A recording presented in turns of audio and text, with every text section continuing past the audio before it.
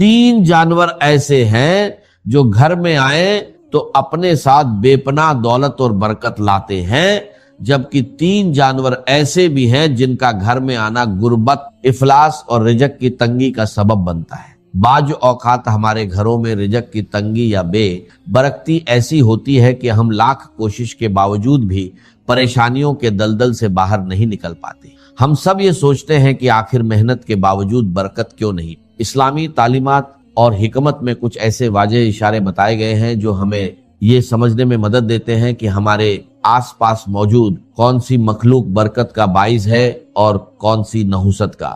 آج کی اس ویڈیو میں آپ کو ان جانوروں کی حقیقت اور ان کے پس منظر کے بارے میں تفصیل سے بتاؤں گا تاکہ آپ اپنے گھروں کو آزمائشوں سے بچا سکیں اور برکتوں کو اپنے گھر کا راستہ دکھا سکیں۔ یہ موضوع بہت اہم ہے، اس لیے میری اس گفتگو کو آخر تک لازمی سنیے۔ محترم ناظرین، اب بات کرتے ہیں ان 3 جانوروں کی جن کا گھر میں بسیرا کرنا، کثرت سے آنا یا رہنا اسلامی اور حکیمانہ نقطہ نظر سے اچھا نہیں سمجھا جاتا اور یہ گھر میں رزق کی تنگی اور مصیبتوں کا سبب بنتے ہیں۔ چیل ایک انتہائی تیز رفتار اور شکاری پرندہ ہے۔ آپ نے یہ بات تو ضرور سنی ہوگی کہ آسمان کا راجہ عقاب یا شاہین کو مانا جاتا ہے، لیکن چیل ایک ایسا پرندہ ہے جو اپنی چستی کی وجہ سے بعض اوقات شاہین کا شکار بھی چرا لیتی۔ اکثر دیکھا گیا ہے کہ کچھ گھروں کی چھتوں پر چیلیں بہت زیادہ تعداد میں یا کثرت سے آ کر بیٹھتی ہیں۔ ہمارے بزرگوں اور دانا لوگوں کا کہنا ہے کہ گھر کی چھت پر چیل کا مسلسل آنا یا صبح دوپہر کے وقت بیٹھنا اچھا شگن نہیں مانا جاتا۔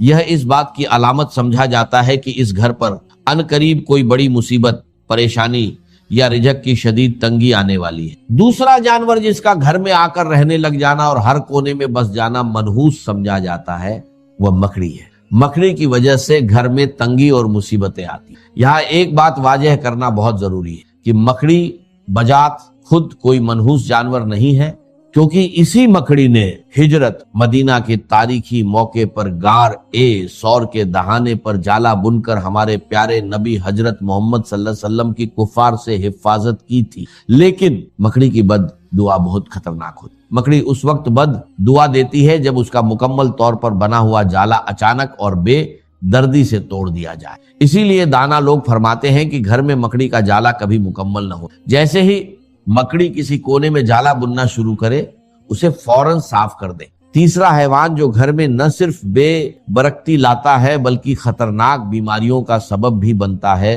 وہ لال بیگ۔ امام جعفر صادق رحمت اللہ علیہ کا ایک انتہائی اہم فرمان ہے، تمام حشرات الارج میں انسان کا سب سے بڑا دشمن لال بیگ ہے۔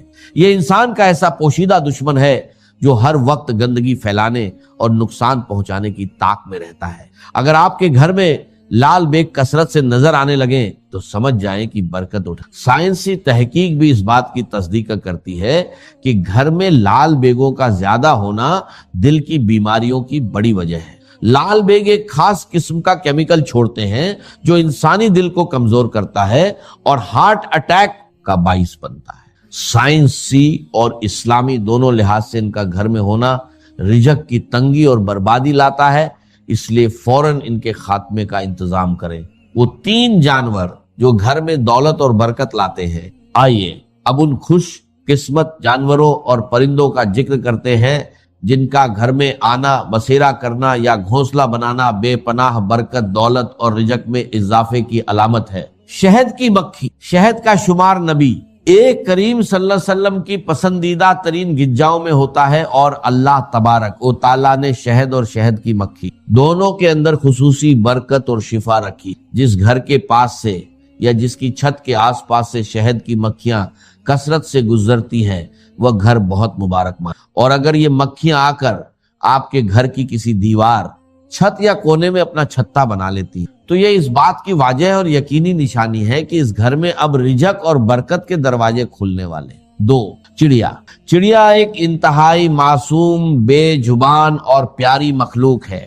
گھر کے آنگن میں چڑیوں کا چہچہانا ویسے ہی دل کو سکون دیتا ہے، لیکن اسلامی روایت اور بزرگوں کے تجربات کے مطابق گھر میں چڑیا کا گھونسلہ بنانا بہت ہی زیادہ مبارک مانا جاتا ہے۔ اگر چڑیا آپ کے گھر کی کسی سرخی، پنکھے یا کونے میں گھونسلہ بنا لے تو اسے کبھی بھی نقصان نہ پہنچے۔ نظر بزرگوں کا کہنا ہے کہ چڑیا کا یہ معمول ہوتا ہے کہ وہ صبح سویرے اپنے گھونسلے سے اڑنے سے پہلے اللہ تعالیٰ کی حمد ثنا کرتی ہے، سبحان اللہ کا ورد کرتی ہے اور اللہ سے یہ دعا مانگتی ہے، یا اللہ نہ صرف مجھے رزق عطا کر بلکہ جس گھر میں نے گھونسلہ بنایا ہے اس گھر والوں پر بھی رزق کی تنگی نہ آنے دے۔ تیسرا جانور جس کا گھر میں آنا رہنا یا بچے دینا بے پناہ دولت اور خوشحالی لاتا ہے وہ بلی۔ ام المومنین حضرت عائشہ رضی اللہ عنہا سے روایت ہے کہ نبی کریم صلی اللہ علیہ وسلم نے ارشاد فرمایا، یقیناً بلی ہرگز ناپاک نہیں ہے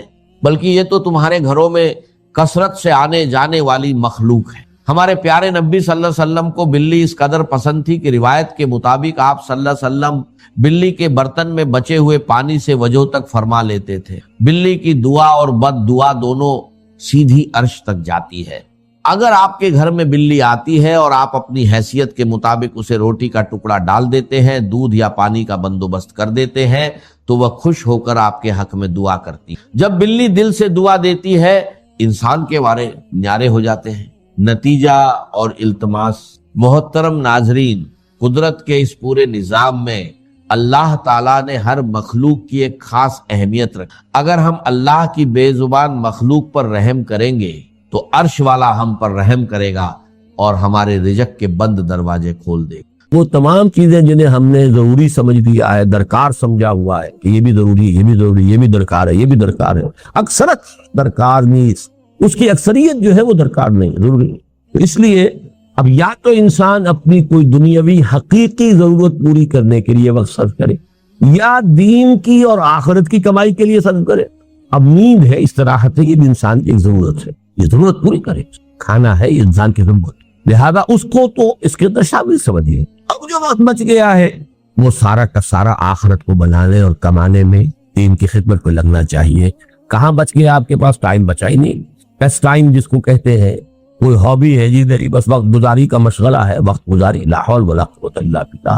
آپ کو وقت گزارنے کے لیے مشغلہ چاہیے، یا ضروریات زندگی کے لیے وقت صرف ہونا چاہیے، اور یا پھر وہ وقت لگنا چاہیے آخرت کے بنانے اور کمانے۔ جو دو چیزوں سے تیسری کیٹیگری آ جائے گی وہ مالا یعنی، اس کا کہ اس سے کوئی تعلق ہی نہیں، لا حاصل بے مقصد بلا ضرورت، یہ انسان کے اسلام کی خوبی ہے۔ یہ بھی گویا کہ احسان کا درجہ ہو گیا، من حسن الاسلام، اسلام کے بعد درجہ ایمان، ایمان کے بعد احسان، من حسن اسلام المرء، ایک انسان کے اسلام کی خوبی یہ ہے، حسن یہ ہے، ترکہ ما لا یعنی ہے، اس کا چھوڑ دینا ہر اس چیز کو جو اس کے لیے لا حاصل ہو، غیر ضروری ہو۔ ابی حمزہ انس ابن مالک رضی اللہ عنہ خادم رسول اللہ صلی اللہ علیہ وسلم عن النبی صلی اللہ علیہ وسلم قال، یہ جن کو ہم جانتے ہیں حضرت انس حضور کے خادم تھے، ان کی والدہ 9 برس کی عمر تھی ان کی جبکہ حضور کی خدمت میں چھوڑ گئی تھی کہ حضور یہ بچہ آپ کے پاس رہے گا، آپ کی خدمت کرے گا، آپ کی صحبت سے فیضیاب۔ اور یہ انس ابن مالک یہ ہے جو کہتے ہیں کہ میں نے اتنے سال حضور کے ساتھ گزارے ہیں خادم کی حیثیت سے، ایسا بھی موقع کبھی نہیں آیا کہ آپ نے مجھ سے یہ کہا ہو کہ اے انس تو نے یہ کام کیوں نہیں کیا۔ جھڑکنا، ڈانٹنا، ڈپٹنا تو بہت دور کی بات ہے، شفقت، ملاطفت، ملائمت حضور صلی اللہ علیہ وسلم کی مزاج کا جز۔ اب ان کی کنیت ہے ابو حمزہ، عن ابی حمزہ انس ابن مالک رضی اللہ عنہ خادم رسول اللہ صلی اللہ علیہ وسلم۔ یہ خادمے کے نیچے مین کیوں آ گئی ہے، دیر کیوں آ گئی ہے؟ ان تو آ رہا انس سے پہلے، چلیے ٹھیک ہے، بدل کہہ لیں، صفت کہہ لیں، چلیے۔ عن النبی صلی اللہ علیہ وسلم، حضور سے روایت کیا، آپ نے فرمایا لا یؤمن احدکم حتی یحب لأخیہ ما یحب لنفسہ، رواہ البخاری و مسلم۔ اب یہ حدیث کے روایت کے اعتبار سے چوٹی کے درجے کی حدیثوں میں سے، اور اس میں ذرا کیٹیگوریکل ڈینائل دیکھیے، تم میں سے کوئی شخص مومن نہیں ہو سکتا جب تک کہ اپنے بھائی کے لیے بھی وہی شے پسند نہ کرے جو اپنے لیے کرتا ہے۔ اس سے اونچی اخلاقی تعلیم کیا ہوتی؟ لیکن اس کا مفہوم عام طور پر محدود سمجھا جاتا ہے کہ آپ اچھا پہننا چاہتے ہیں تو اپنے بھائی کو بھی اچھا پہنائیں، آپ اچھا کھانا چاہتے ہیں تو بھائی کو بھی اچھا کھلائیں۔ تو بھائی بھی ایک حقیقی بھائی ہے، ایک چچا زاد بھائی ہے، ایک بھائی جو ہے وہ دادا کی نسل سے چل کر بھائی بن گیا، یہ تو پھیلتا جائے گا، ہر انسان دوسرے انسان کا بھائی ہے، کم سے کم ہر مسلمان دوسرے مسلمان کا بھائی ہے، دائرہ تو پھیلتا جائے گا۔ لہذا ایک طرف تو گویا کہ لوگوں کی طرف خیر اور بر، تبرع، اس کی تلقین ہو گئی، لیکن اصلاً یہ حدیث ہم نے خاص طور پر جو کوٹ کی ہے وہ کس اعتبار سے؟ یہ دعوت دین کے لیے بنیادی موٹیو۔ آپ نے اگر دین کو اپنے لیے پسند کیا ہے اور آپ اپنے بھائی کو اس کی دعوت نہیں دے رہے تو آپ نے ایمان کی رمق دی، آپ نے خود اپنے آپ کو جہنم سے بچنے کا تو سامان کر لیا ہے اور اپنے بھائی کو جہنم کی طرف جاتے دیکھ رہے ہیں، اور ٹک ٹک دیدم دم نہ کشیدم، ایمان کا یہ رمق دی۔ لا یؤمن احدکم، یہ دعوت کا سب سے بڑا موٹیو، میرے بھائی، میری اولاد، میرے رشتہ دار، میری قوم، دائرہ وسیع ہوتا جائے گا۔ تنظیم اسلامی کا جو ہمارا تاسیسی قرارداد، اس کی پھر تشریحات ہو، ہر شخص کو داعی ہونا چاہیے، اور دعوت کا دائرہ قو انفسکم، اس کے بعد واہلیکم، اس کے بعد اپنا کنبہ قبیلہ، یا اس کے بعد اپنی قوم، یا قوم اعبدوا اللہ، اس کے بعد پوری نوع انسانی ہے۔ یہ سب سے بڑی خدمت خلق ہے، اس لیے کہ کھانا پینا پہننا یہ تو صرف اس دنیا سے متعلق ہے، جو آخری زندگی ہے، آخرت کی زندگی ہے، ابدی زندگی ہے، ہمیشہ کی زندگی ہے، اس کے خیر اور اس کی بھلائی میں آپ دوسروں کو شریک نہیں کرنا چاہ رہے، پوری طرف سے ایڑی چوٹی کا زور لگا دے، کوئی ریجیکٹ کرتا ہے تو وہ اس کے دل میں ہے، اس کی جواب دہی وہ خود اللہ کے ہاتھ کرے گا۔ لیکن اگر آپ نہیں کر رہے ہیں تو آپ اس حدیث کی زد میں آ جائیں گے، لا یؤمن احدکم حتی یحب لاخیہ ما یحب لنفسہ۔ اب ایک حدیث آ رہی ہے کہ جو اسلام کے قانونی نظام کی ایک اہم ترین شق ہے۔ عن ابن مسعود رضی اللہ تعالی عنہ قال رسول اللہ صلی اللہ علیہ وسلم لا يحل دم امرئ مسلم الا باحدى ثلاث السيب الزاني والنفس بالنفس والتارك لدينه المفارق للجماعة، رواہ البخاری و مسلم۔ یہ بھی پھر روایت کے اعتبار سے بہت اونچی حدیث۔ نہیں حلال ہے کسی مسلمان کا خون، یعنی خون بہانا، اس کی جان لینا حلال نہیں ہے۔ لا یحل دم امرئ مسلم، کسی مسلمان انسان کا خون جائز نہیں ہے، خون بہانا، قتل کرنا جائز نہیں ہے، الا باحدى ثلاث، سوائے تین میں سے کسی ایک شکل کے۔ السیب الزانی، شادی شدہ زنا کرنے والا یا زنا کرنے والی، رجم، ظاہر بات ہے پتھر ماریں گے تو سر پھوٹے گا اور جسم کے اوپر لگے گا، خون بہے گا، مارنا ہے۔ والنفس بالنفس، قتل عامد کا مجرم، اگر اس کے ورثاء جو ہے مقتول کے اسے معاف نہ کرے، یا یہ کہ خون بہا لینے پر آمادہ نہ ہو تو اس کی جان لی جائے گی، اس کا خون جو ہے جائز ہو گیا۔ والتارک لدینہ، اور دین کو چھوڑ دینے والا مرتد، المفارق للجماعہ، جو جماعت کے اندر مفارقت پیدا کر رہا ہے، تفرقہ ڈال رہا۔ یہ جو ہے تین شکلیں، یہ ہے مسلمان کے قتل۔ چوتھی شکل ہے کسی کافر حربی کے قتل، چنانچہ جو بھی ہمارے سورہ فرقان کے آخری رکوع میں بھی آتا ہے، والذین لا يدعون مع اللہ الہا آخر ولا يقتلون النفس التي حرم اللہ الا بالحق ولا يزنون۔ تو قتل جو ہے بالحق وہ صرف چار شکلیں ہیں۔ کافر بھی یہ نہیں کہ جس کافر کو جب چاہو قتل کر دو، کافر حربی ہو، جس کے ساتھ جنگ ڈکلیئرڈ ہو، حربی کافر، اور اس کے بعد مسلمان جو ہے وہ تین شکلوں میں سے ایک۔ اب بدقسمتی سے اس رجم کے بارے میں چونکہ مولانا امین نصر اصلاحی صاحب نے بھی پڑھی، اجماع امت سے ہٹ کر اور ان احادیث سے صریحہ کو رد کرتے ہوئے بات کہی ہے، میں حال ہی میں انہیں خط لکھ رہا ہوں، آپ دعا کریں اللہ تعالیٰ ان کے دل کو پھیر دے، اللہ نے انہیں عمر طویل دی ہے، میں درخواست کر رہا ہوں کہ وہ رجوع کریں اپنے اس مرنے سے پہلے اللہ تعالیٰ انہیں اس کی توفیق دے دے، اللہ تعالیٰ دلوں کو بدل سکتا ہے۔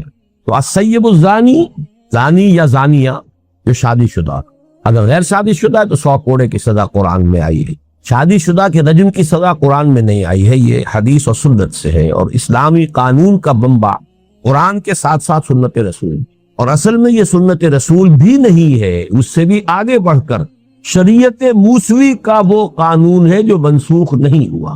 شریعت موسوی اسلامی شریعت تھی، اب اس میں سے جو چیزیں منسوخ ہو گئی، ورنہ جو چیزیں شریعت موسوی کی منسوخ نہیں ہوئی وہ جوں کی تو قائم ہے۔ اس لیے حضور نے جب پہلا رجم کیا ہے تو آپ نے فرمایا کہ اللہ میں نے تیری کتاب کے حکم کو زندہ کر دیا. وہ کتاب سے مراد تورات، قرآن میں تو ہے ہی نہیں. اس میں کچھ اشکالات ہیں لیکن یہ بحث کا موقع نہیں ہے. بس دعا ضرور کیجئے، آپ تہہ دل سے دعا کیجئے. تو آج ہی میں خط ان کو بھیجوں گا، آپ دعا کریں کہ اللہ تعالیٰ ان کو رجوع کی توفیق عطا فرمائے. اور نفس بالنفس، یہ تو صاف سی بات ہے. والتارک لدینہ المفارق للجماعہ، یہاں جو ہے ایک اشتباہ پیدا ہو جاتا ہے کہ آیا ہر مرتد واجب القتل ہے یا اس کے ساتھ دوسری کوئی شرط بھی ہے؟ المفارق للجماعہ، جماعتی نظم کو درہم برہم کرنے والا. الفاظ کے اندر احتمال ہے اس بات کا کہ ہر مرتد کی سزا قتل نہیں، ان الفاظ کے اندر احتمال ہے. لیکن جو مرتد بھی ہو اور جو کمر کس لے اب اپنے اس ارتداد کے جراثیم کو اور پھیلا رہا ہو اور اس کے اندر فساد پھیلا رہا ہو، اس کے حق میں حضرت علی رضی اللہ تعالی عنہ کا ایک فعل بھی ہے ہمارے پاس. کہ خوارج کے بارے میں، جن کے بارے میں کہ امت کا اجماع ہے کہ وہ اسلام سے نکل گئے تھے، مرتد ہو گئے، لیکن یہ کہ حضرت علی رضی اللہ تعالیٰ عنہ نے انہیں یہ کہا تھا آخری وقت تک کہ اگر تم لوگ فساد نہیں مچاؤ گے تو میں تمہیں کچھ نہیں. لیکن یہ بھی ایک بڑی فقہی بحث ہے، میں اس کی تفصیل میں جانا نہیں چاہتا اس وقت. مولانا اصلاحی کی رائے یہ ہے کہ ہر مرتد کی جو ہے واجب القتل نہیں ہے، لیکن وہ مرتد کہ جو باغی بھی، وہ واجب القتل. اس کے لیے کچھ گنجائش میں پاتا ہوں، اگرچہ اجماع امت کے خلاف وہ بات بھی جاتی ہے، لیکن حدیث کے الفاظ میں کہنے کے لیے کسی شخص کو کوئی گنجائش تو ہے. المفارق، کسی شخص نے بس ایسے ہی اپنا خاموش بیٹھا ہوا ہے، ہو سکتا ہے کچھ دنوں کے بعد رجوع ہی کر لیں گے، عقل درستی ہو جائے. تو یہ صرف ان الفاظ کے اندر احتمال کی وجہ سے میں نے کہا ہے کہ اس معاملے میں کوئی بات اگر شخص کہتا ہے تو اس کے لیے ایک بنیاد موجود. عن ابی ہریرہ رضی اللہ عنہ ان رسول اللہ صلی اللہ علیہ وسلم قال من كان يؤمن بالله واليوم الآخر فليقل خيرا أو ليصمت ومن كان يؤمن بالله واليوم الآخر فليكرم جاره ومن كان يؤمن بالله واليوم الآخر فليكرم ضيفه رواہ البخاری و مسلم. اب یہ دیکھیے، یہ اخلاق کے ضمن میں اخلاق عمدہ اخلاق انسان کے کردار کی خوبی اور بلندی، اس کے اعتبار سے نہایت خوبصورت حدیث ہے. جوامع الکلم، یہاں بھی لفظ آ رہا ہے حسن الاسلام، نہیں یہاں نہیں. من کان یؤمن باللہ والیوم الآخر، جو شخص بھی اللہ اس یوم آخر پر ایمان رکھتا ہو، سب سے پہلی بات تو یہ ہے کہ وہ زبان کو کنٹرول میں رکھے. فلیقل خیرا او لیصمت، یا تو اچھی بات زبان سے نکالے اور یا چپ رہے. یہ ہم پڑھ چکے ہیں نا حضرت معاذ کی روایت میں، سکلت قومک یا معاذ. یہ زبان پہ جو حصائد السنہ ہے، یہی تو سب سے زیادہ جہنم میں لے جانے والے، کنٹرول. اسی لیے خطبہ نکاح میں جو آیات حضور پڑھتے تھے ان میں سورہ احزاب کی وہ آیت ہے، یا ایھا الذین آمنوا اتقوا اللہ وقولوا قولا سدیدا. یہاں خیر کہا، سدیدہ کہا، صاف سیدھی بات، عمدہ بات. زبان کا استعمال خیر میں ہونا چاہیے، شر میں نہیں ہونا چاہیے. اللہ کی دی ہوئی ایک امانت ہے، اللہ کی دی ہوئی ایک صلاحیت ہے، ایک بہت بڑا اللہ نے آپ کو ایک ذریعہ دیا ہے اظہار ما فی الضمیر کا، اس سے خیر قبول ہوا ہے. من کان یؤمن باللہ والیوم الآخر فلیقل خیرا او لیصمت، خاموش رہے، بولنا کو ضروری ہے. اسی لیے من صمت نجا، جو خاموش رہا اس کی نجات ہو جائے گی. مطلب جو کم سے کم گویا ہو وہ گویا کہ زیادہ سے زیادہ محفوظ ہے. زیادہ جو ہے گویائی جو ہے وہ یاوہ گوئی کے اوپر کی طرف بھی انسان کو لے جا سکتی ہے. بسیار گوئی جو ہے اس میں اندیشے زیادہ ہیں. کم گو ہونا یہ در حقیقت میچورٹی کی دلیل ہے. آدمی میچور ہے. ومن کان یؤمن باللہ والیوم الآخر فلیکرم جارہ، اور جو شخص بھی اللہ اور اس کے اور آخر پر ایمان رکھتا ہو. اب دیکھیں یہاں پر ایمان بالرسول کا ذکر نہیں ہو رہا. کیوں نہیں ہو رہا؟ ایک تو چونکہ حضور خود کہہ رہے ہیں تو بار بار اپنے اوپر ایمان کو ریپیٹ کرنا یہ بھی ایک بامروت انسان کے لیے ذرا کوفت کی چیز. دوسری بات کیا ہے کہ یہاں موٹیو کی ہو رہی ہے. موٹیو دو ہی ہے، اللہ کو راضی کرنا، آخرت کی سزا سے بچنا. اخبار میں وہ جو آیت البر کا جو درس ہے ہمارا درس نمبر 2، کہ نیکی کا موٹیو وہ ایمان باللہ اور ایمان بالآخرت سے متعلق ہے. نیکی کی فورم اور اس میں توازن یہ ایمان بالرسالت سے. تو یہاں موٹیو کی بات ہے. ومن کان یؤمن باللہ والیوم الآخر فلیکرم جارہ، اب اس پر لازم ہے کہ وہ اپنے پڑوسی کا اکرام کرے، عزت کرے، احترام کرے، اس کی عزت نفس کو مجروح نہ کرے. وہ غریب ہے تو ایسا نہ ہو کہ تمہارے عللو تللو سے اس کا دل مجروح ہو، اس کے بچوں میں احساس محرومی پیدا ہو. یہ وجہ کہ فرمایا کہ اگر اپنے بچوں کے لیے پھل لے کر آؤ تو اپنے پڑوس میں ضرور بھیجو، اور اگر اتنے ہی کم لا سکتے ہو کہ نہیں بھیج سکتے تو کم سے کم چھلکے دروازے کے باہر رکھے تھے۔ پڑوسی کا بچہ نکلے گا باہر اور اسے معلوم ہو کہ اس گھر میں آج آم کھائے، اب وہ احساس جو ہے محرومی کا اس میں شدت سے پیدا جا کر کہیں دور پھینکاؤ۔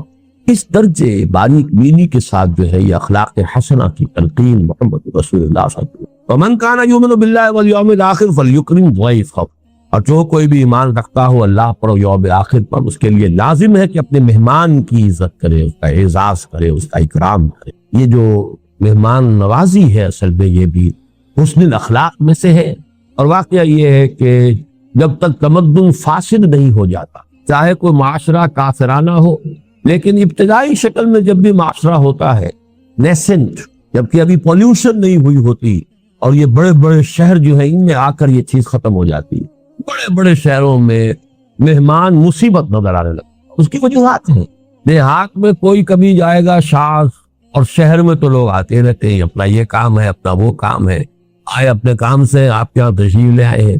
اب آپ روزانہ جو ہے وہ لوگوں کی ضیافت کر کے تو آپ کا تو بیڑا غرق ہو جائے گا، ٹائم ختم ہوتا ہے، آپ کے خرچ ہوتے۔ اسی لیے حضور کی ایک حدیث میرے ذہن میں اس کا متن نہیں ہے کہ آپ نے بڑے شہر بنانے سے روکا، شاید 5 لاکھ کی غالباً آبادی آپ نے کسی حدیث میں ہے معین کی ہے، اس کے بعد شہر اور بسایا جائے، اس سے آگے شہر نہیں ہونا چاہیے، اور اس پر عمل کیا جرمنز نے۔ انہوں نے اس طرح پھیلایا ہے اپنے ملک کے اندر انڈسٹری کو، کہیں کنسنٹریشن، ایک جگہ پر ایک انڈسٹری ہے، وہیں پر ایک شہر ہے، وہیں پر ان کے ساری سیوکس جو ایمینٹیز ہیں وہ فراہم کر دی گئی ہیں، وہیں مارکیٹ ہے، وہیں سب کچھ ہے، وہ ایک یونٹ بن گیا۔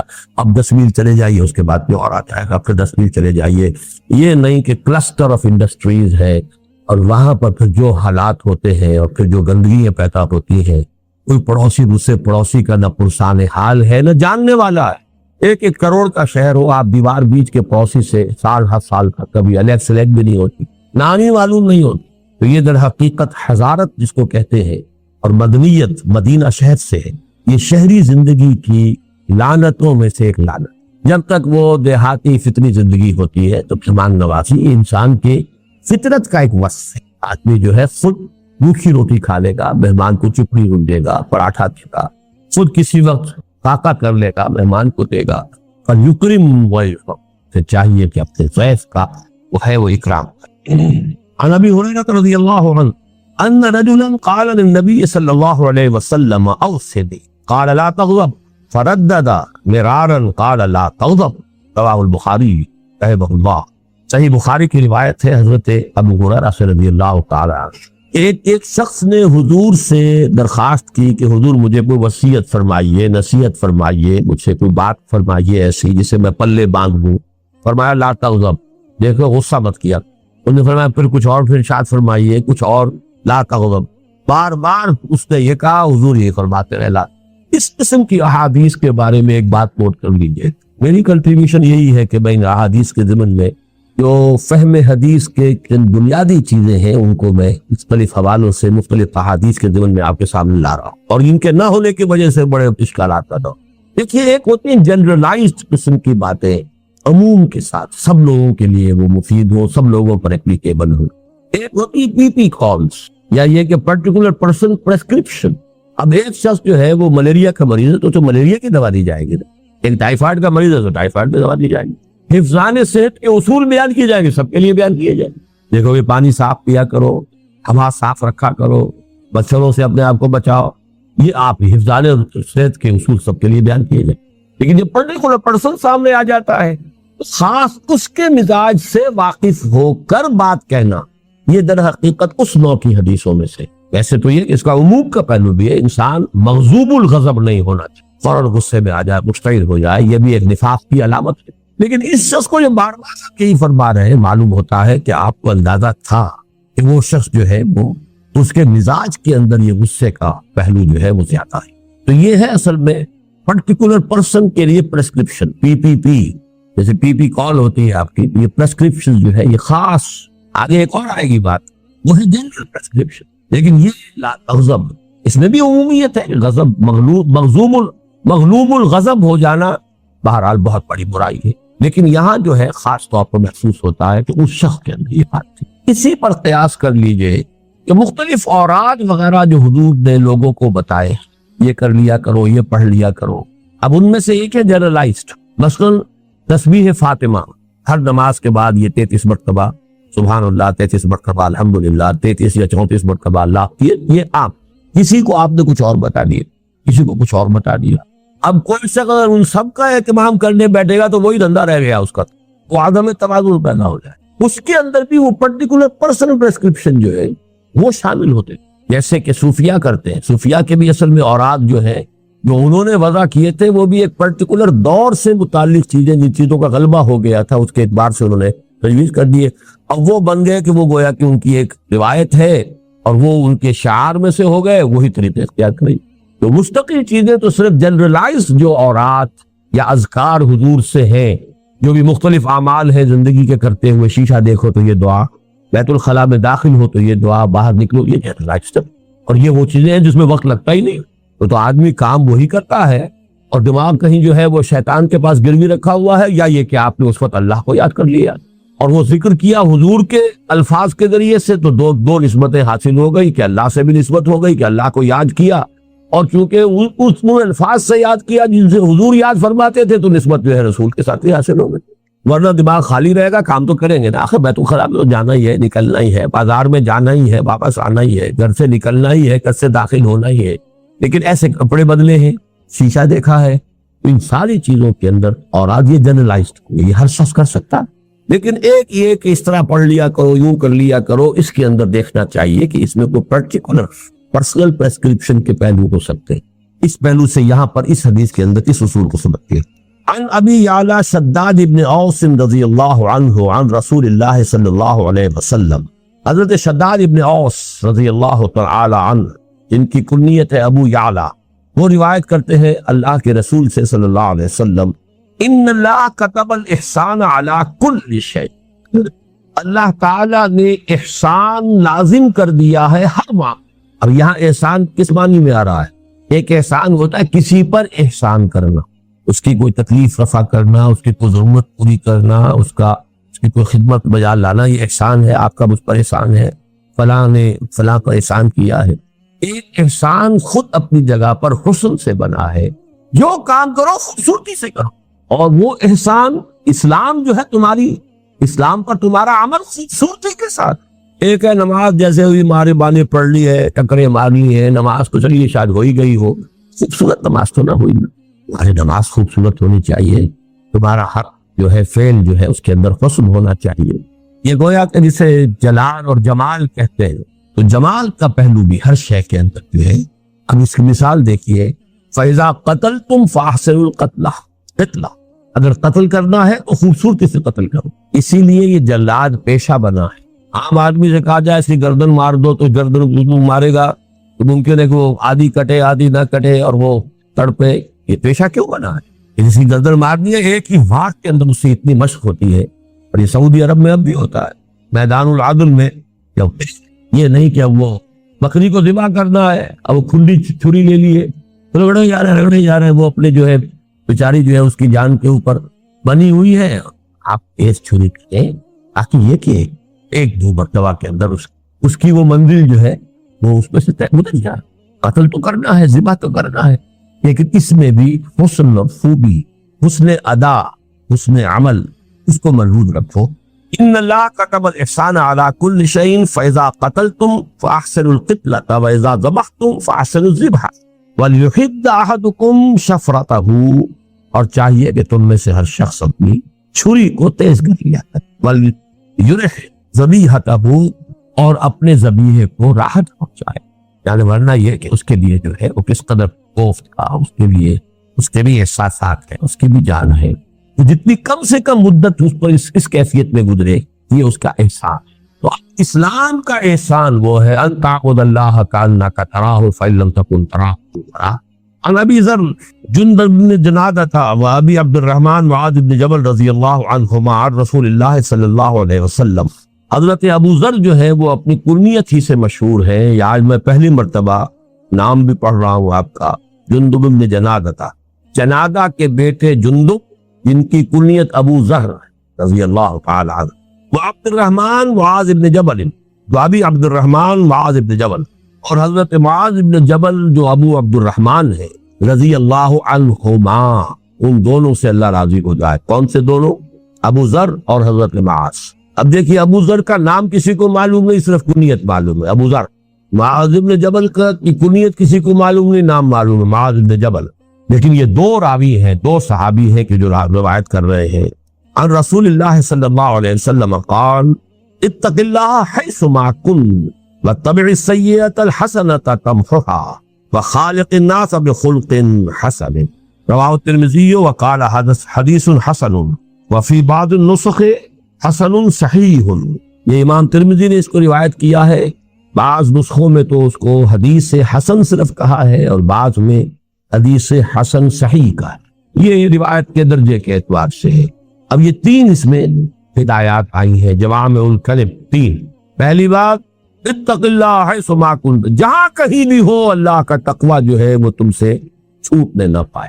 ایک اور حدیث میں آتا ہے تقوی اللہ فی السر والعلانیہ، چاہے تم کہیں چھپے ہوئے ہو اور چاہے لوگوں کے اندر سامنے موجود ہو، ہر حال میں تقوی، یہ نہیں کہ خلوت میں کچھ اور ہے جلوت میں کچھ اور ہے۔ اتق اللہ حیث ما کنت، جہاں بھی ہو اللہ کا تقوی اپنے دل میں موجود ہے۔ وَاتَّبِعِ السَّيِّئَةَ الْحَسَنَةَ تَمْحُوهَا، اور برائی کے پیچھے بھلائی کو لگا دو جو اسے محو کر دے گی۔ یہ قرآن مجید کی آیت ہے نا، ان الحسنات یذہبن السیئات، اور یہاں در حقیقت سیئات سے مراد صغیرہ گناہ ہے۔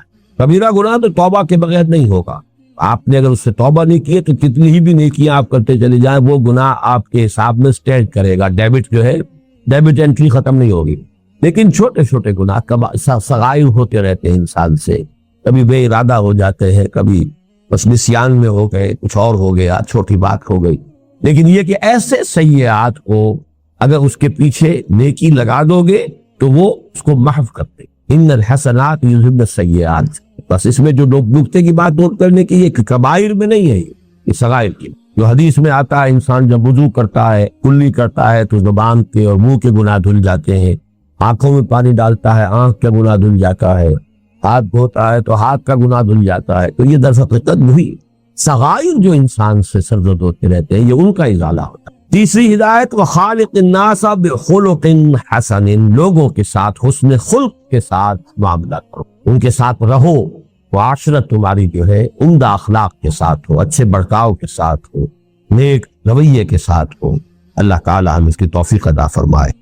اس حدیث کو میں چھوڑ رہا ہوں، 19 یہ ہے وہ جو کہ تصوف کی حدیثوں میں سے۔ اب آئیے الحدیث العشرون عن ابی مسعود عقبۃ بن عمرو الانصاری البدری رضی اللہ عنہ۔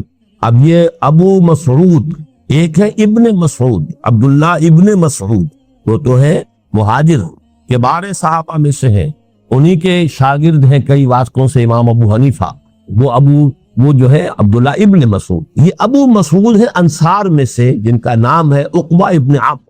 یہ جب واو آگے لگا ہوتا ہے واو پڑھا نہیں جاتا، عمرو نہیں ہے یہ، عمرو، اور واو نہ ہو تو عمر، یہ لفظ میں دیکھیے، عمر ابن الخطاب، عمرو ابن العاص، عمرو ابن العاص کے درمیان واو ہوتا ہے لیکن واو پڑھا نہیں جاتا، عمرو ابن العاص، عمر ابن الخطاب، وہ عمر ہے یہ عمرو، تو ان کا نام بھی عمرو ہے الانصاری، عقبہ ابن عمرو الانصاری، جن کی کنیت ابو مسعود ہے رضی اللہ عنہ۔ قال قال رسول اللہ صلی اللہ علیہ وسلم ان مما ادرک الناس من کلام النبوۃ الاولی اذا لم تستحی فاصنع ما شئت فاصنع ما شئت، رواہ البخاری، بخاری کی روایت۔ حضور نے فرمایا کہ سابقہ انبیاء کی تعلیمات میں سے جو چیز لوگوں نے پائی ہے، یعنی چونکہ بہت سی تعلیمات جو ہیں وہ تو گم ہو گئی، محفوظ نہیں رہی۔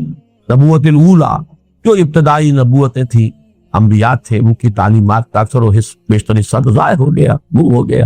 ان مما ادرک الناس من کلام النبوۃ الاولی، ابتدائی نبوت کے کلام میں سے لوگوں نے جو کچھ پایا ہے، اس میں سے ایک بات یہ بھی ہے، مما صرف یہی نہیں ہے، اس میں سے ایک بات یہ بھی ہے، بہت پیاری بات ہے، اذا لم تستحی فاصنع ما شئت، جب تم میں حیا ہی نہ رہے تو کرو جو چاہو۔ اسی کا فارسی میں ترجمہ ہے بے حیا باش و ہر خواہی کو، ایک دفعہ حیا کا پردہ اٹھا دو پھر جو چاہو کرو۔ اسی لیے حدیث میں دوسری میں آتا ہے والحیا شعبۃ من الایمان، حیا ایمان کا شعبہ ہے۔ اب یہ حیا بھی سمجھیے کیا ہے، یہ بھی فطرت ہے انسانی، اس کا تعلق کس لفظ سے ہے، کیا اس کا روٹ کیا ہوگا، ہا یا واہ، اس سے کوئی اور لفظ آپ کو معلوم ہے جو بنا ہو؟ حیات، حی کے معنی کیا؟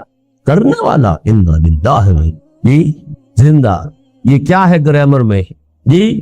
اسم تو ہے وہ محیی ہوتا ہے بھائی، زندہ کرنے والا محیی، احیا یحیی احیاء فہو محیی جی، امتحان لیتے رہنا چاہیے۔ صفت مشبہ ہے، حی فعیل، حی فعیل، جمیل کریم نصیر بشیر قدیر، حی کیونکہ آگے کیا آ گیا ہے، ہا یا واو، یا بھی حرف علت، واو بھی حرف علت، علت ہی علت، علت در علت، اس لیے آپ سب کے سب بیمار ہو گئے۔ فعیل، اب دیکھیے حیات میں سب سے پہلا وصف کیا ہے؟ بچاؤ، لائف اپنی پریزرویشن چاہتی ہے، first of all preservation of the self جس کو کہتے ہیں، ہر اس چیز سے بچے گا جس سے کہ جان کو اندیشہ ہو۔ ایسے ہی انسان کی حیات باطنی شرم اور حیا، ہر گندگی سے بچنے کی، ہر بے شرمی سے بچنے کی، ہر منکر سے بچنے کی بھی انسان کی سرشت کے اندر ہے۔ یہ ہے اس کی حقیقت، حیا۔ ایک حیات ظاہری ہے، حیات حیوانی ہے، حیات مادی ہے، جس طریقے سے اس کا پہلا انسٹنکٹ ہے preservation of the self, protection of the life, بچے گا، بھاگے گا، خطرہ جہاں ہے بھاگے گا۔ اسی طریقے سے حیات باطنی ضمیر کی زندگی کے لیے ہر شے سے، بے شرمی سے بھاگے، عریانی سے بھاگے، اور کسی قسم کے منکرات سے بھاگے، گریز، یہ ہے حیا۔ جب فطرت مسخ ہو گئی، یہ حیا ختم ہوئی۔ اس کو بھی نوٹ کر لیجئے، یہ بات ظاہر بات ہے آپ کو کوئی محدث تو نہیں بتا سکتا جس نے زوالوجی، باٹنی، فزیولوجی نہ پڑھی ہوگی۔ ہمارے دماغ کا ہائیسٹ فنکشن جو ہے وہ حیا ہے، shyness and fear, human brain کے ہائیسٹ فنکشن ہے شائنس اینڈ فیئر۔ شراب کا عمل کیا ہوتا ہے کہ وہ اوپر سے ڈپریس کرنا شروع کرتی ہے، سب سے پہلے ہائیسٹ فنکشنز کو لاک آؤٹ کیا، حیا اور فیئر ختم ہوا، انسان میں جرت زیادہ ہو گئی۔ اب لڑے گا تو خوب لڑے گا، بحث کرے گا تو زیادہ کرے گا، گانا والا خوب گانا گائے گا، اسے شرم ہی نہیں ہوگی، ورنہ ایک جھجک سی رہتی ہے، لوگ کیا کہیں گے، لوگ کیا سمجھیں گے، میری غلطی پکڑ لیں گے، کیا ہوگا، یہ سب حیا ایک طرف ہوئی۔ اب وہ جو ریزلٹنٹ ایکٹیویٹی ہوتی ہے وہ بڑھ جاتی ہے۔ حیا کا ریسٹرینٹ ختم ہوا، فیئر کا ریسٹرینٹ ختم ہوا، جری ہو گیا، وہ جری نہیں ہوا، وہ اصل میں اس پر سے فیئر کا ریسٹرینٹ ختم ہو گیا، highest function of the brain has been knocked out. تو ریزلٹ نکلا یہ کہ وہ زیادہ جری نظر آ رہا ہے تو وہی کچھ جو کچھ پہلے تھا اس کے اندر، اس سے زیادہ طاقت تو نہیں آ گئی، اس میں طاقت تو وہی کچھ ہے۔ اب کوئی گاما پہلوان تو نہیں وہ بن گیا کہ پہلے نہیں تھا اب بن گیا، جو کچھ تھا وہی ہے، لیکن یہ کہ اس میں سے وہ فیئر کا ایلیمنٹ کب ہو گیا، تو بظاہر وہ جرت زیادہ ہے، بہادری زیادہ ہے، لڑنے مرنے پر آمادہ ہے۔ اسی طریقے سے شرم، شائنس، اب یہ دونوں الفاظ جو ہے فیئر اینڈ شائنس، شرم کا پردہ اٹھا، بچاؤ کرو، بے حیا باش و حق خائی کن، تو اذا لم تستحق فاصنع ما شئت۔ اب دیکھیے یہ جنرلائزڈ پرسکرپشن کی بات آ رہی ہے۔ ان ابی عمرو وقیل ابی عمرتا سفیان ابن عبداللہ رضی اللہ تعالی عنہ۔ اب یہ جو ہے حضرت سفیان ابن عبداللہ صحابی ہیں، ان کی دو کنیتیں ہیں، ابو عمرو یا ابو عمرتا، دونوں کہا گیا ہے، بعض نے کہا ابو عمرہ ان کی ہے، ایک نے کہا ہے نہیں تو ابو عمرو۔ قال قلت، وہ یہ فرماتے ہیں کہ میں نے عرض کیا حضور سے صلی اللہ علیہ وسلم، یا رسول اللہ قل لی فی الاسلام قولا لا اسأل عنہ احدا غیرک، اے اللہ کے رسول مجھے تو اسلام کی کوئی ایسی بات آپ بتا دیجئے کہ پھر مجھے کسی اور سے کچھ پوچھنے کی ضرورت ہو۔ اب یہ وہ جوامع الکلم میں سے سمجھیے کہ جنرلائزڈ پریسکرپشن میں سے، عظیم ترین پریسکرپشن میں سے ہے۔ قال قل آمنت باللہ ثم استقم، آپ نے فرمایا کہو میں ایمان لایا اللہ پر، اور پھر جم جاؤ۔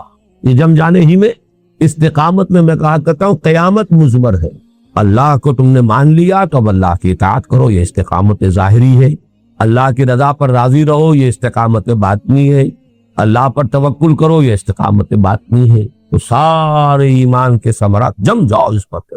اس کے برعکس لفظ وہ ہے جو انگریزی میں ویورنگ مائنڈ، ادھر ادھر، کبھی نیکی کی طرف، کبھی ادھر، کبھی اللہ کی طرف، کبھی دنیا کی طرف، ایمان مجھے روکے ہے تو کھینچے ہے مجھے کفر، کعبہ میرے پیچھے ہے کلیسا میرے آگے، یہ کیفیت ہے. ثم استقم. اب یہ جو ہمارا درس ہے اس سے اول کا درس رابع.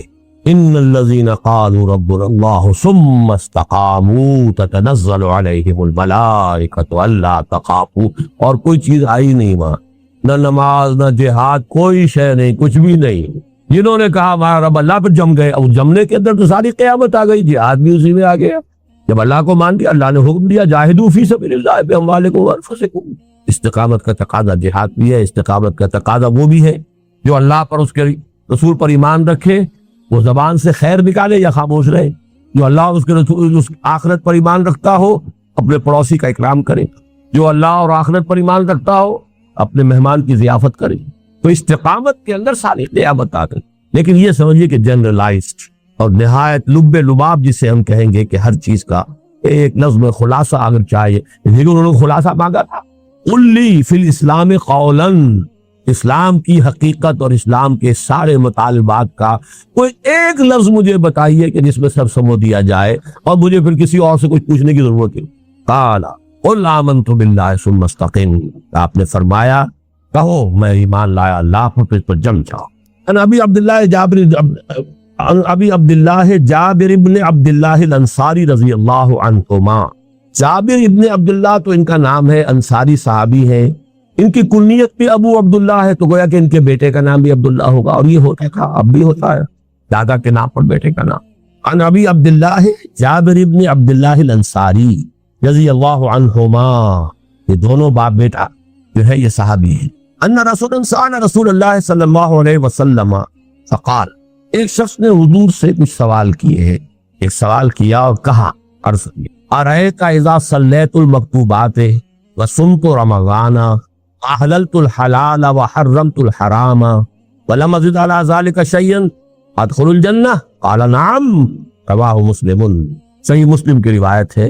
ایک شخص نے پوچھا حضور سے، حضور مجھے بتائیے میں اگر فرض نمازیں پڑھ لوں، ادا کروں، رمضان کے روزے رکھوں، حلال کو ہی حلال جانوں یعنی اسی پر اکتفا کروں، حرام کو حرام ہی سمجھوں، اس سے اجتناب کروں، ولم ازد علی ذلک شیئا، اور اس پر پھر میں کسی شے کا اضافہ نہ کروں، نوافل اور اوراد اور مراقبے اور یہ اور وہ، یہ میرے بس کا رول نہیں ہے. اور فرض کیجئے کہ وہ کہتا میں جہاد بھی نہیں کر سکتا، قتال کیوں مانوں؟ ظاہر بات ہے ایک جہاد تو ان چیزوں کے لیے بھی ضروری ہے، حرام کو چھوڑنے کے لیے جہاد ضروری ہے، حلال کے اوپر کانے رہنے پر جہاد ضروری ہے. لیکن یہ کہ قتال فی سبیل اللہ، فرض کیجئے وہ شخص کہتا ہے کہ میں اس کے لیے بھی مشکل ہے میرے لیے، لیکن تو بتائیے میں یہ چار چیزیں کر دوں، نماز میں پڑھ دوں جو مکتوب ہے جو کہ فرض ہے، روزے رکھ دوں رمضان کے، باقی مجھ سے نہیں رکھے جاتے لیکن رمضان کے روزے میں پورے کر دوں، وحللت الحلال وحرمت الحرام، حلال کو حلال سمجھوں اسی پر اکتفا کروں، حرام کو حرام سمجھوں اس سے بچ جاؤں، ولم ازد علی ذلک شیئا، اور اس پر میں کوئی اضافہ نہ کروں، ادخل الجنہ، کیا میں جنت میں داخل ہو جاؤں گا؟ میں نام آؤں. یہ بھی پرٹیکولر پرسن کی بات ہے، اچھی طرح سمجھ لی، اس کو جنرلائز کرنا درست نہیں ہوگا. اس لیے کہ اب ایک آدمی ہے دیہات سے چل کر آیا، حضور کی صحبت سے زیادہ فیضیاب نہیں ہوا، ابھی اس کی کوئی تربیت نہیں ہوئی، تزکیہ نہیں ہوا، وہ کہتا جی میں تو ٹھیک ہے یہ کام تو میں کرتا ہوں. جو بدویانہ مزاج تھا اس کا پورا ایک نقشہ جو اس کے پیچھے موجود ہے، صاف گوئی ٹھوک کر بات کرنا، کوئی اس میں ایچ پیچ نہیں ہے، صرف صاف صاف بات. اگر یہ میں کر دوں تو جنت میں داخل ہو جاؤں گا؟ فرمایا ہاں ہوتا. اس میں کئی ہمارے لیے ہیں. ایک تو یہ کہ ہمارے جو کانسیپٹس بن گئے دینداری کے، اس کے معیارات کو درست کرنے کے لیے حدیث پڑھی ہے. اصل شے حلال اور حرام ہے. اب یہ آدمی اس مکروہات میں مبتلا ہو گیا ہے، لمم جس کو کہا ہے سورہ نجم میں، وہ غلطیاں کچھ ہو گئی. یہ حلال اور حرام، حلال پر اکتفا کرو، حرام سے اجتناب کرو، فرائض ادا کرو. تو یہ بیس لائن یہی ہے. اس کے بعد اپنی اپنی ذوق ہے. کوئی شخص وہ ذوق جو ہے وہ قتال فی سبیل اللہ میں پورا کر رہا ہے، کوئی شخص جو ہے وہ وہی نوافل میں ادا کر رہا ہے. لیکن یہ کہ جہاد جو ہے وہ ایمان کا لازمی فرض ہے. جدوجہد جو ہے نفس کے خلاف جہاد، قاتل کے خلاف جہاد تو کرنا ہی ہے.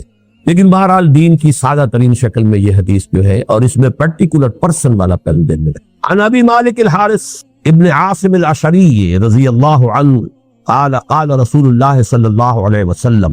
حضرت حارث ابن عاصم الاشعری، اشعری قبیلے کی طرف نسبت ہے، حارث ابن عاصم نام ہے، ابو مالک کنیت ہے. عن ابی مالک الحارث بن عاصم الاشعری رضی اللہ عنہ قال قال رسول اللہ صلی اللہ علیہ وسلم. اب یہ بھی کوئی جوامع الکلم کی نوعیت کی حدیث ہے. الطہور شطر الایمان، پاکیزگی ایمان کا نصف. کیا مطلب ہے؟ دیکھیے ہر شے میں نفی اور اثبات ہوتا ہے. لا الہ الا، آپ نجاست سے پہلے پاک ہوں گے ذہنی تو صحیح فکر اس جگہ پر آئے گا.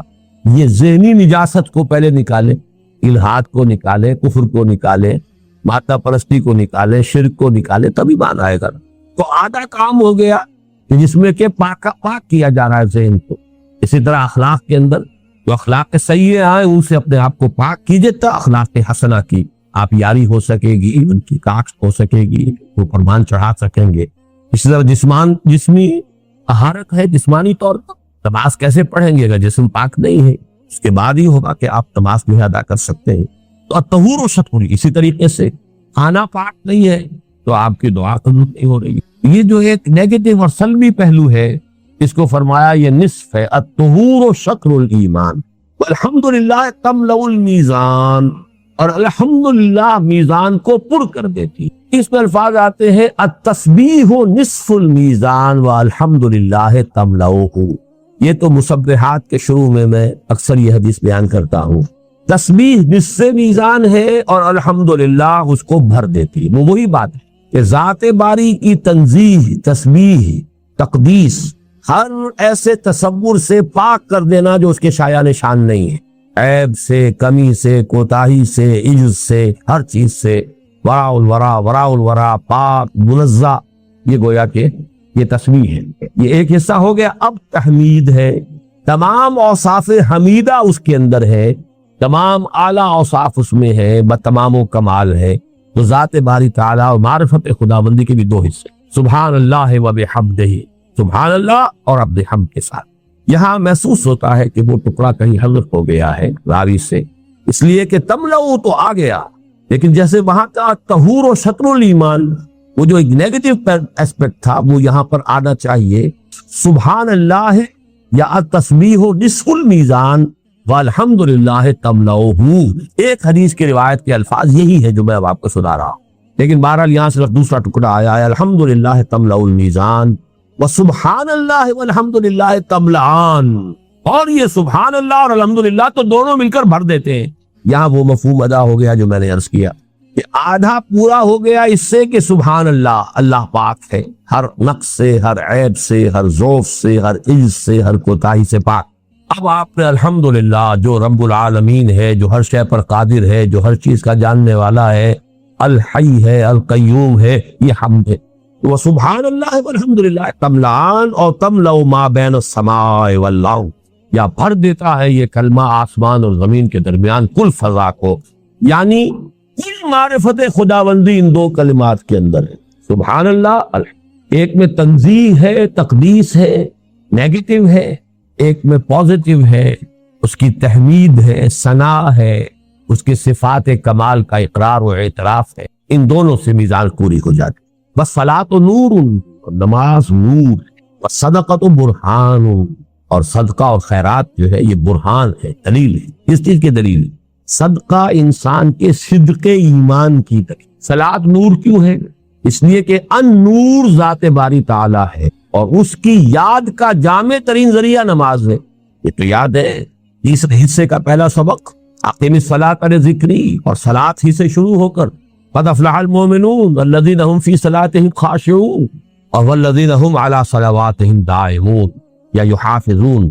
یہ جو ہمارے دو پیسیجز پر مشتمل ایک سبق ہے نماز، اس لیے کہ ذکر خداوندی مجسم تو قرآن ہے، لیکن ذکر کا جامع ترین حصہ نماز ہے کہ عملی ذکر بھی ہے اور قولی ذکر بھی ہے. آپ سجود اور رکوع بھی کر رہے ہیں، یہ آپ کا عملی گویا کہ ذکر ہے. الطہور شطر الایمان والحمدللہ تملأ المیزان سبحان اللہ والحمدللہ تملأان او تملأ ما بین السماء والارض. والصلاۃ نور، نور کیوں ہے؟ اللہ نور السماوات والارض، اور اللہ کے ساتھ آپ کا ذہنی اور قلبی رشتہ استوار ہوتا ہے نماز سے. قرآن بھی نور ہے، فآمنوا باللہ ورسولہ والنور الذی انزلنا. تو ذکر جو ہے در حقیقت وہ نور ہے، اور ذکر کی جامع ترین صورت نماز ہے۔ بس صدقۃ و برہان، برہان اس بات کی کہ انسان صادق الایمان شخص ہے۔ صدقہ صداقت ایمان کی علامت۔ قرآن مجید سے کوئی روایت، کوئی آیت پیش کریں گے؟ درس دوم کیا ہے؟ لیس البر ان تولوا وجوہکم قبل المشرق والمغرب ولکن البر من آمن باللہ والیوم الآخر والملائکۃ والکتاب والنبیین وآتى المال على حبه ذوي القربى واليتامى والمساکین وابن السبیل والسائلین وفي الرقاب۔ اور آخری الفاظ کیا ہیں؟ اولئک هم الصادقون۔ یہ لوگ سے تو ایک تو سچائی باطنی ہے کہ ایمان ہو، لیکن اس کا ظہور جو ہے وہ عمل میں ہوگا، تو سب سے پہلا جو ہے عمل وہ صدقہ ہے۔ وَالصَّبْرُ ضِيَاءٌ، صبر ضیاء ہے، چمک۔ اس کی کیا توجیہ ہو؟ صحیح آپ کہہ رہے ہیں، اور اسی لیے روزہ بھی صبر ہے۔ روح کو نکھارنے اور جلا دینے والی چیز صبر، معنوی شخصیت کو جلا دینے والی اور نکھارنے والی شے صبر۔ والقرآن حجت لک او علیک، قرآن حجت ہے یا تمہارے حق میں یا تمہارے خلاف۔ ایک تو یہ ٹکڑا تو ہمیشہ یاد رکھیے، لام اور اعلیٰ کا جب تقابل ہم کرتے ہیں مختلف اسباق میں، دروس میں، اس کو یاد رکھنے کے لیے یہ پیاری حدیث ہے، حجت لک او علیک، یا تمہارے حق میں حجت یا تمہارے خلاف۔ حق میں حجت، اس پر ایمان لاؤ گے، اس کو اپنا امام بناؤ گے، اس کی پیروی کرو گے، اس کے پیچھے چلو گے، اس کے حلال اور حرام کو تسلیم کرو گے، تو یہ تمہارے حق میں دلیل بن کر کھڑا ہو جائے گا، قیامت کے دن بھی گواہی دے گا، دنیا میں بھی تمہارے لیے نور بنے گا، اور آخرت میں تمہارے لیے شافع بنے گا۔ اگر اس کو مانو گے نہیں، اگر اس کو پر عمل نہیں کرو گے، پڑھو گے لیکن عمل نہیں کرو گے، تو حجت قائم ہو گئی، مزید مشکل ہو گئی۔ پڑھو گے سمجھو گے نہیں تو حجت تمہارے خلاف ہوگی کہ اللہ یہ مجھے پڑھتا تھا سمجھتا نہیں، اللہ یہ مسلمان تو مجھے پڑھتا ہی نہیں، اللہ یہ سمجھتا بھی تھا بدبخت عمل نہیں کرتا، تو حجت تو شدید سے شدید تر ہو رہی، علیہ کا تمہارے خلاف استغاثہ لے کر آئے گا۔ اللہ یہ کہتا کہ میں مانتا ہوں کہ تو اللہ کی کتاب ہے، اس نے کبھی پڑھائی نہیں ہوئی۔ اللہ یہ پڑھتا تھا سمجھتا ہی نہیں تھا، اللہ یہ سمجھتا تھا عمل نہیں کرتا، اور اللہ اس نے اپنا تو عمل کیا، مجھے دوسروں تک پہنچایا نہیں۔ لا یؤمن احدکم حتی یحب لاخیہ ما یحب لنفسہ بلغوا عنی ولو آیۃ۔ کل الناس یغدو فبایع نفسہ فبایع نفسہ فبایع نفسہ یبایع بایع نفسہ فمعتقها او موبقها۔ بڑا گہری بات، بڑی گہری بات۔ ہر انسان صبح کرتا ہے، غدا یغدو، صبح ہوئی آنکھ کھلی، فبایع نفسہ، وہ اپنے نفس کو بیچتا ہے، جان بیچتا ہے، یا جسمانی قوت بیچ رہا ہے، کسی چلا رہا ہے، شام کو 30 روپے 40 روپے 50 روپے ملیں گے، اینٹیں ڈھو رہا ہے 50-60 روپے ملیں گے، اینٹوں کی چنائی کر رہا ہے 100-150 روپیہ ملے گا، دکان پر بیٹھا ہے کچھ ملے گا، گاہکوں کی جو ہے تلخ باتیں بھی سن رہا ہے، صبر کر رہا ہے، چلو کہہ جائے کچھ 2-4 پیسے دے کے ہی جائے گا، بیچ رہا ہے نا، عزت نفس کو بھی بیچ رہا ہے، افسر کی غلط بات بھی سن رہا ہے، اس سے چپ ہو رہا ہے، اپنی عزت نفس بیچ رہا ہے۔ کوئی ڈاکٹر بیٹھا ہوا ہے، اپنی صلاحیت جو ہے میڈیکل ایکسپرٹیز وہ بیچ رہا ہے، وکیل اپنا دماغ بیچ رہا ہے، اس نے اپنی وہ آرگیومنٹ کی صلاحیت، قانون دانی، اس کو بیچ رہا، ہر شخص بیچ رہا ہے۔ فبایع نفسہ، انویسٹمنٹ ہو رہی ہے صبح سے شام تک، you are selling yourself, یا یہ کہ فزیکل ایلیمنٹ زیادہ ہے یا مینٹل ایلیمنٹ زیادہ ہے، بیچتا تو ہر شخص ہے اپنے آپ۔ اس اعتبار سے تو ہو گیا تساوی کا معاملہ، برابری کا معاملہ۔ تساوی کون سا باب ہوا؟ کچے ہیں، میں نے آپ کو بتایا ہے کہ باب 8 پکے ہو جائیں تو آدھی عربی آ جائے گی۔ کیوں؟ تساوی ہے 3 سے الف واو، یہ مساوات سے، مساواتن باب مفاعلہ ہو گیا۔ چل پیچھے آگے چل۔ کل الناس یغدو فبایع نفسہ، وہ بیچتا ہے اپنے نفس کو، فموتقھا وموبقھا۔ نتیجے 2 مختلف نکلتے ہیں۔ ایک شخص دن بھر اپنی جان بیچتا رہا، اپنی توانائیاں بیچتا رہا، شام کو آیا تو اپنے نفس کو آگ سے چھٹکارا دلا کر کوئی حرام کام نہیں کیا، کوئی جھوٹ نہیں بولا، کوئی وعدہ خلافی نہیں کی، کوئی خیانت نہیں کی، تو اپنے اعتاق کہتے ہیں آزاد کر، عتقہ آزاد کرتا ہے اپنے نفس کو، مشقت جھیلی لیکن کم سے کم یہ تو ہو گیا۔ دوسرا وہ بدبخت ہے، مشقت جھیلتا ہے اور شام کو لے کر آتا ہے تو گناہ کا کی ایک پنڈ جو ہے وہ بھی لے کر آتا ہے ساتھ، اپنے نفس کا بیڑا غرق کر کے بھی آتا، خسرت دنیا والآخرہ۔ دن بھر کی مشقت بھی جھیلی اور آخرت کا عذاب لے کر موبقھا یا اسے ہلاکت میں حکیمہ میں قول لقد خلقنا الانسان فی کبد، ہم نے انسان کو پیدا ہی کیا ہے مشقت میں. مشقت تو لابد منہ ہے، ہر حال میں مشقت تو ہونی ہی ہونی ہے. مومن کی بھی مشقت ہے، کافر کی بھی مشقت، ملحد کی بھی مشقت ہے. دنیا تو قید حیات و بند غم اصل میں دونوں ایک ہے. موت سے پہلے آدمی غم سے نجات پائے کیوں؟ یہ تو ہر ایک کو ہی کرنا ہے. غم بھی ہے، صدمے بھی ہے، ہر ایک کے لیے ہے. کسی کو سلطنت چھوٹنے کا صدمہ ہے، کسی کا بیٹا مر گیا اس کا صدمہ ہے. صدمہ تو ہے، صدمہ کسی کا مال جو ہے وہ ختم ہو گیا اس کا صدمہ ہے، لیکن صدمہ تو ہر ایک کے لیے ہے. قید حیات و بند غم اصل میں دونوں ایک ہیں. جب تک یہ قید حیات ہے بند غم بھی لگا رہے گا. موت سے پہلے آدمی غم سے نجات پائے تھے. لیکن بدبختی در بدبختی کیا ہے کہ اب تک گھبرا کے یہ کہتے ہیں کہ مر جائیں گے، اور مر کے بھی چین نہ آیا تو کدھر جائیں، وہاں جا کر بھی اگر جہنمی کے حوالے کر دیے گئے. یہ ہے اصل فرق سارا. پھر سورۃ العصر کا یہ خلاصہ ہے، اور میرے اس کتاب میں یہ اشعار موجود. رواہ مسلم، اگلی حدیث بھی چھوڑ دیجئے، یہ بھی تصوف کی حدیث ہے. آئیے 25ویں حدیث. عن ابی ذر رضی اللہ عنہ ایضا، حضرت ابو ذر رضی اللہ تعالی عنہ سے یہ حدیث بھی جواب الکلم میں سے ہے. ان الناس من اصحاب رسول اللہ صلی اللہ علیہ وسلم قالوا للنبی صلی اللہ علیہ وسلم یا رسول اللہ ذهب اہل الدثور بالوجوب. حضور کے صحابہ میں سے کچھ لوگوں نے حضور سے عرض کیا. اب یہاں نا سارا ایک شخص نہیں ہے، اس کو ذہن میں رکھیے. صحابہ میں جو کچھ طبقات شمار کیے جاتے ہیں، جیسے ایک اصطلاح ہے فقراء صحابہ، ایک ہے فقہائے صحابہ، ایک ہے کبار صحابہ، ایک ہے صغار صحابہ وغیرہ. جو پورے ایڈلٹس زندگی میں حضور کے صحابی رہے وہ کبار صحابہ، جو بچے تھے حضرت حسن حسین وہ صغار صحابہ. عبداللہ ابن زبیر ہو، یہ تو پیدا ہی ہوئے مدینے میں آنے کے بعد، کئی سال بعد ہوئے حضرت حسن حسین. حضور کے وفات کے وقت کتنی عمر ہوگی؟ 8 سال 5 سال. تو کبار صحابہ، صغار صحابہ. کچھ صحابہ وہ تھے فہم اور تفقہ میں بہت اونچے تھے، انہیں فقہائے صحابہ. ایک طبقہ صحابہ کا تھا فقہ میں بہت تھا. اب ان میں سب یہ اصحاب صفہ تھے، علم، عبادت، جہاد کے لیے ہر وقت تیار، کوئی دھندا کرنا ہی نہیں. کچھ آ گیا